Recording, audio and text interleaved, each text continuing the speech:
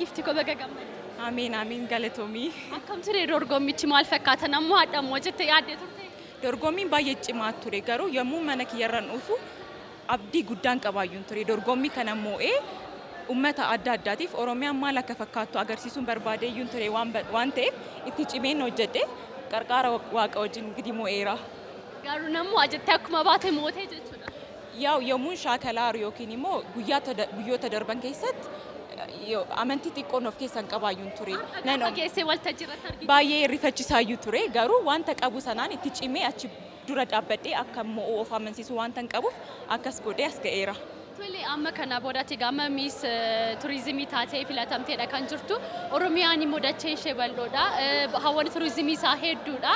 Akkuma arginu immoo shamarran hedduu bareeddota qabdi. Kana haala kamiin addunyaatti kan inni beeksisa jetteeti yaadda? Ani akka carraa ta'e waggaa 4 dura akaakayyuun kiyya gadaa dikkisee tureenna. Akkoon kiyyaa waan lubbuudhaan hin jirreef anatu bakka sanatti seera sanan guutee kan malkaa bu'eenna. Miidiyaalee adda addaa irratti maatiin kiyyarree yommuu haasa'u waa'ee sirna gadaa baay'een dhaga'a garuu bakka sanatti argamee kan ilaale immoo adda tureyyuu.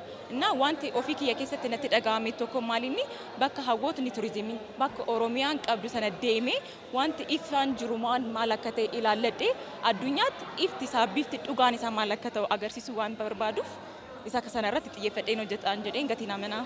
Kanaaf amma isa darbeerraa waan amma miis turizimii taatee jirta miis turizimii isheen dabartee jirti hawwi. Kanaaf ati immoo isaanirraa waan adda naannoo jedhattee ni yaadda? Namni hunduu tokko miti. Taalentii ofiisaa adda addaa qaba. Akkuma duratti waltajjii sanarratti argite hunda namni hunduu taalentii ofiisaa adda addaa qaba. Taalentii kiyyaan yookiin immoo ofii kiyyaan ta'ee garuu gama turizimiitiin tarkaaffii tokko gara fuulduratti ceesisuun barbaada jechuudha.